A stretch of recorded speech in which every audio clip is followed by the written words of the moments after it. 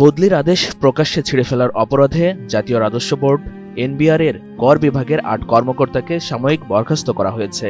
এর মধ্যে ৫ জন যুগ্ম কর কমিশনার ও ৩ জন উপ কর কমিশনার। মঙ্গলবার ১৫ জুলাই অভ্যন্তরীণ সম্পদ বিভাগের থেকে ইস্যু করা পৃথক প্রজ্ঞাপনে এসব তথ্য জানিয়েছে।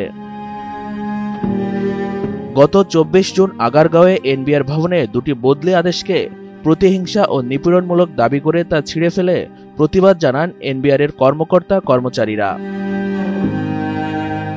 সাময়িক বরখাস্ত হওয়া কর্মকর্তারা হলেন কর অঞ্চল ২ যুগ্ম কর কমিশনার মাসুমা খাতুন, কর অঞ্চল ১৫ এর মুরাদ আহমেদ, কুষ্টিয়া কর অঞ্চলের মোর্শেদ উদ্দিন, নোয়াখালী কর অঞ্চলের মোনালিসা শাহরিন সুস্মিতা ও কক্সবাজার কর অঞ্চলের যুগ্ম কর কমিশনার আশরাফুল আলম প্রধান।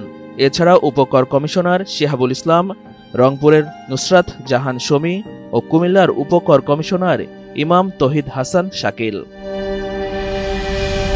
এনবিআর চেয়ারম্যান ও অভ্যন্তরীণ সম্পদ বিভাগের সচিব আব্দুর রহমান খান সই করা এসব প্রজ্ঞাপনে বলা হয়, জাতীয় রাজস্ব বোর্ডের ২২ জুন জারিকৃত বদলির আদেশ অবজ্ঞাপূর্বক প্রকাশ্যে ছিঁড়ে ফেলার মাধ্যমে ঔদ্ধত্যপূর্ণ আচরণ করায় এবং এর মাধ্যমে বদলি আদেশ অমান্যকারীকে সমর্থন করায় তাদের বিরুদ্ধে তদন্তপূর্বক বিভাগীয় কার্যধারা গ্রহণের সিদ্ধান্ত গৃহীত হয়েছে। সরকারি আইন ২০১৮ এর ৩৯(১) ধারা অনুযায়ী তাদেরকে এনবিআর এর বিশেষ ভারপ্রাপ্ত কর্মকর্তা হিসেবে নিয়োগপূর্বক চাকরির থেকে সাময়িক বরখাস্ত করা হলো।